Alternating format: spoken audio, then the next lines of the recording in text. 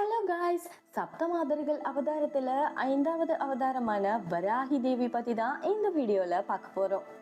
விஷ்ணு பகவான் நம்மளுடைய பூமாதேவியை காப்பாத்துறதுக்கு வராக அவதாரம் எடுத்தது எத்தனை பேருக்கு ஞாபகம் இருக்கு? அந்த வராக அவதாரத்துடைய சக்தியில இருந்து பிறந்தவங்க தான் இந்த வராகி அம்மன். பஞ்சு போன்ற முக அமைப்பு கொண்ட வராகி தேவி கையில வாளும் கேடயமும் ஏந்தி எருமை வாகனத்துல போரிட்டு அரக்கர்களை அழிச்சிருக்காங்க. வராகி தேவி எதிரிகளையும் தீய சக்தி கொண்டவங்களையும் பயங்கரமா பழி வாங்குற ஒரு அம்மனாம். முக்கியமா நம்பிக்கை துரோகம் பண்றவங்க, மத்தவங்க பொருளுக்கு ஆசைப்படுறவங்க, கூட இருக்கிறவங்களை ஏமாத்தி கஷ்டப்படுத்துறவங்க அப்படின்னு இது மாதிரி ஆட்களை தேடி தேடி பழி தீர்ப்பாங்களாம்.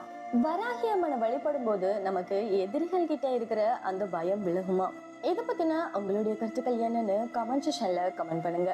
இந்த வீடியோ பிடிச்சிருந்தா லைக் பண்ணுங்க, நம்ம சேனலை சப்ஸ்கிரைப் பண்ணி சப்போர்ட் பண்ணுங்க. தேங்க்ஸ் ஃபார் வாட்சிங்.